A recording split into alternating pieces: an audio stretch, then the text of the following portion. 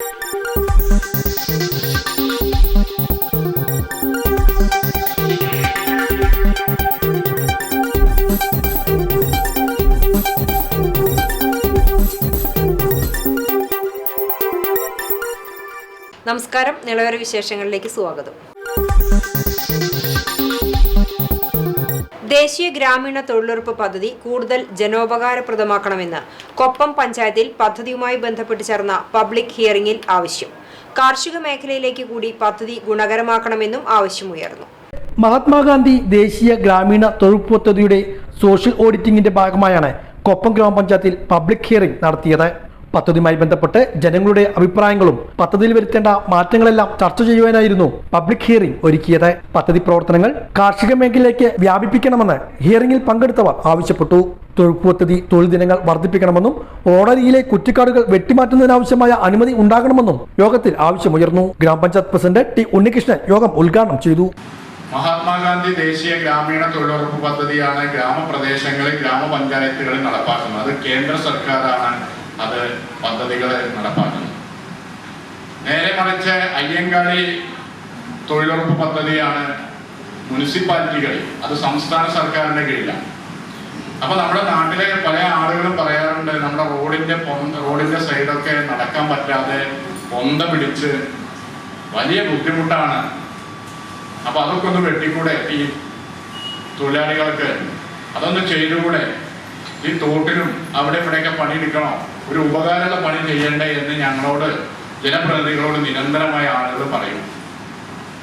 പക്ഷേ ഈ ദേശീയ ഗ്രാമീണ തൊഴിലുറപ്പ് പദ്ധതിയിൽ ആസ്തി നിർമ്മിത വർക്കുകളെ ചെയ്യാൻ പാടൂ എന്ന നിബന്ധന വെച്ചതിന്റെ ഭാഗമായിട്ട് റോഡിന്റെ സൈഡിലുള്ള പൊന്ത വെട്ടാനുള്ള ആ സംവിധാനമൊക്കെ ഇല്ലാതായിരിക്കുകയാണ്. പക്ഷെ അപ്പൊ ഇത് നമ്മൾ പറയുമ്പോഴാണ് പറയുക, നിങ്ങളൊന്നും നോക്കിയപ്പോ ആ പട്ടാമ്പി ആമീരം കടന്നാല് റോഡിന്റെ സൈഡൊക്കെ ചെത്തി കോരി മിനുക്കിയിരിക്കുകയാണ്. എന്താ അവിടെ നടക്കണ്ടല്ലോ? അതാണ് ഞാൻ പറയുന്നത്. അത് മുനിസിപ്പാലിറ്റിയുടെ ഈ അയ്യങ്കാളി പദ്ധതിയാണ്, അത് സംസ്ഥാന സർക്കാരിന്റെയാണ്. പട്ടാമ്പി അഡീഷണൽ ശിശു വികസന പദ്ധതി ഓഫീസർ കെ ബിന്ദു അധ്യക്ഷയായിരുന്നു. Panchayat vice president K Beena, Pattambi block panchayat BPO BA Geetha, മറ്റു ഗ്രാമപഞ്ചായത്ത് അംഗങ്ങൾ, ഉദ്യോഗസ്ഥർ തുടങ്ങിയവരും പങ്കെടുത്തു.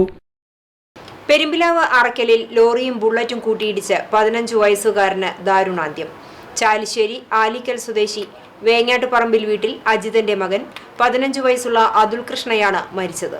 ഒപ്പമുണ്ടായിരുന്ന സുഹൃത്തിനും പരിക്കേറ്റു.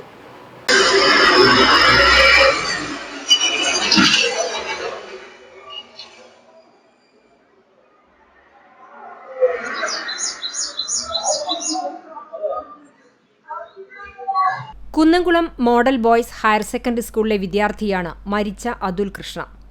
ഒപ്പമുണ്ടായിരുന്ന സുഹൃത്ത് പെരുമ്പിലാവ് സ്വദേശി ഷാജിയുടെ മകൻ 18 വയസ്സുള്ള ഷാനെ പരിക്കുകളോടെ കുന്നംകുളത്തെ സ്വകാര്യ ആശുപത്രിയിൽ പ്രവേശിപ്പിച്ചു.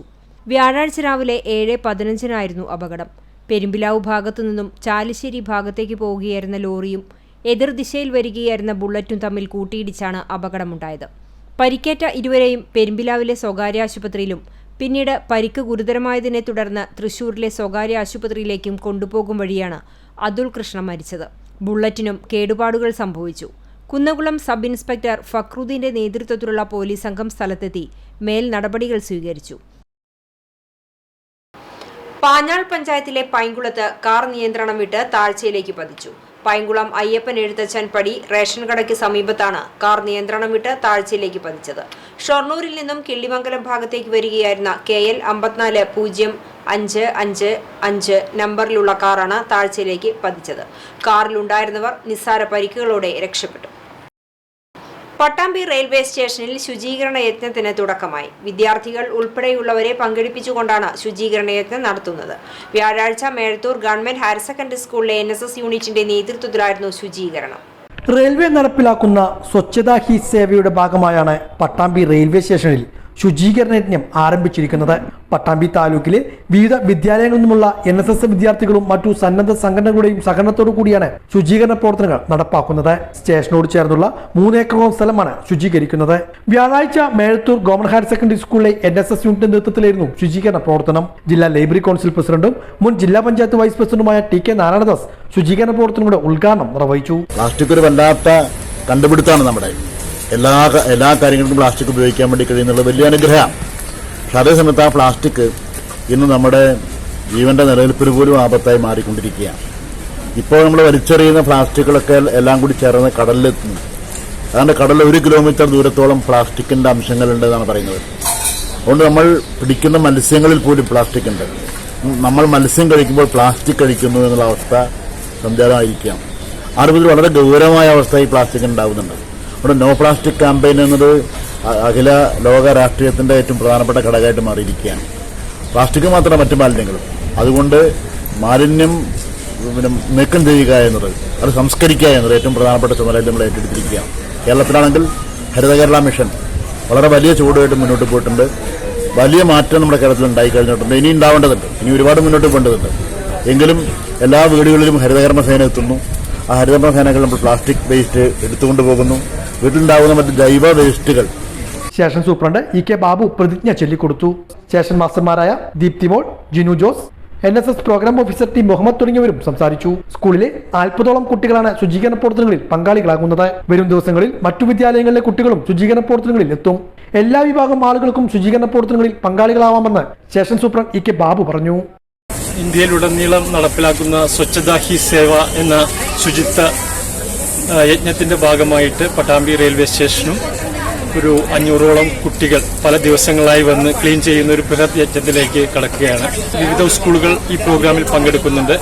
ആദ്യമായിട്ട് പട്ടാമ്പി ഗവൺമെന്റ് ഹയർ സെക്കൻഡറി സ്കൂളിലെ കുട്ടികൾ ഒരു സ്പോട്ട് ഡിസൈൻ ചെയ്തിട്ട് അവിടെ ക്ലീൻ ചെയ്യുകയുണ്ടായി. ഇന്ന് മേഴത്തൂർ ഗവൺമെന്റ് ഹയർ സെക്കൻഡറി സ്കൂളിലെ 50ഓളം കുട്ടികളാണ് എത്തിച്ചേർന്നിരിക്കുന്നത്.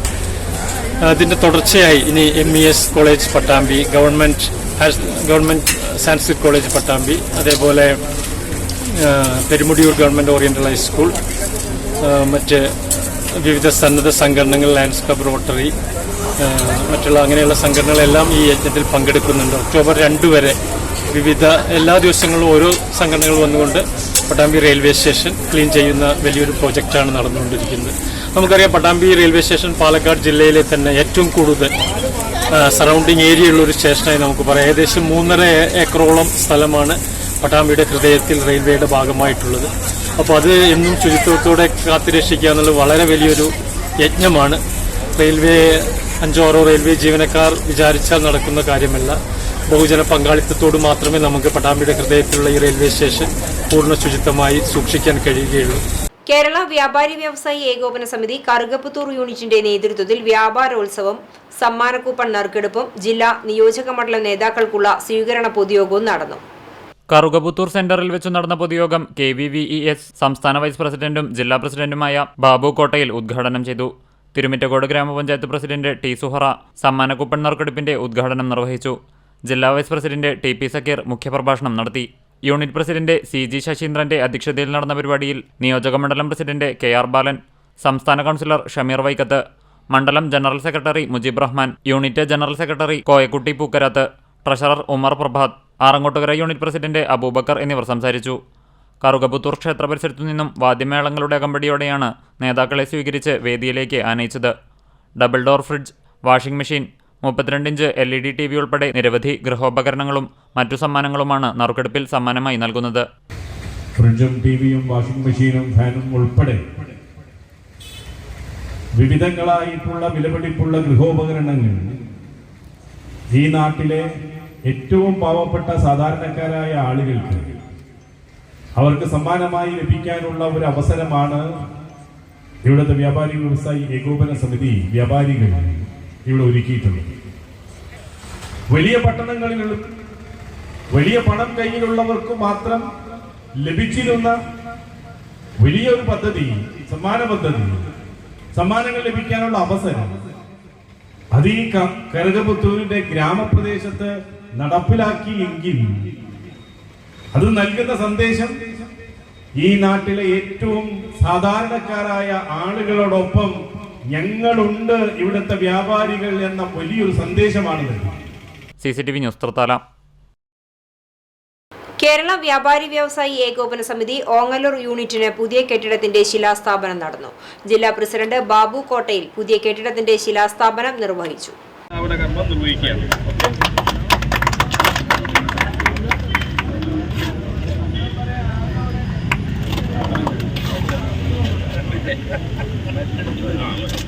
വ്യാപാരി വ്യവസായി ഏകോപന സമിതിയുടെ ഓങ്ങല്ലൂർ യൂണിറ്റിനാണ് പുതിയ കെട്ടിടം നിർമ്മിക്കുന്നത്. പുതിയ വ്യാപാര ഭവന്റെ ശിലാസ്ഥാപനം വ്യാപാരി വ്യവസായി ഏകോപന സമിതി പാലക്കാട് ജില്ലാ പ്രസിഡന്റ് ബാബു കോട്ടയിൽ നിർവഹിച്ചു. എല്ലാ പ്രവർത്തനങ്ങൾക്കും വേദിയാകുന്നത് നമ്മുടെ വ്യാപാര ഭവനാണ്. അങ്ങനെ വ്യാപാര ഭവൻ എന്നത് വ്യാപാരിക്ക് മാത്രമല്ല അതിന്റെ ഗുണഫലം അനുഭവിക്കുന്നത്, അതിന്റെ ഗുണഭോക്താക്കൾ ഈ നാടാണ് എന്നതുകൊണ്ട് തന്നെ ഈ നാടിന്റെ ഏറ്റവും മികച്ച സമ്പത്തായി ഈ ഓങ്ങല്ലൂരിലെ വ്യാപാര ഭവൻ മാറുമെന്നതിൽ ഒരു തർക്കവും ആർക്കും വേണ്ട. നമ്മുടെ പ്രവർത്തനവും അങ്ങനെ തന്നെയാണ്. നമ്മുടെ എല്ലാ പ്രവർത്തനങ്ങളും കേന്ദ്രീകരിക്കുന്നതും നാടിന്റെ നന്മയെ ലക്ഷ്യം വെച്ചുകൊണ്ടാണ്. ഈ വയനാട് ദുരന്തമുണ്ടായപ്പോ ആ ദുരന്തത്തിൽ ജീവനും ജീവിതവും നഷ്ടപ്പെട്ട നിരവധിയായ ജനങ്ങളുണ്ട്. 500-ലേറെ ആളുകൾ മരണപ്പെട്ടു. 1000-ലേറെ കെട്ടിടങ്ങളും വാസസ്ഥലങ്ങളും ഇല്ലാതായി. നിരവധി ആളുകൾ സ്വന്തം താമസ സ്ഥലത്തിൽ നിന്നും വാസസ്ഥലത്തിൽ നിന്നും പിഴുതെറിയപ്പെട്ടു. ഒരു നാടിനുണ്ടായ നടുക്കുന്ന നഷ്ടം വേദനയോടുകൂടിയ ഓരോ മലയാളിയും കണ്ടത്. ആ പ്രവർത്തനത്തിൽ നമ്മൾ ചെയ്തതെന്താ? നമുക്ക് ചെയ്യാൻ കഴിയുന്ന ഓരോ നാണയത്തൊട്ടും നാം ശേഖരിക്കും.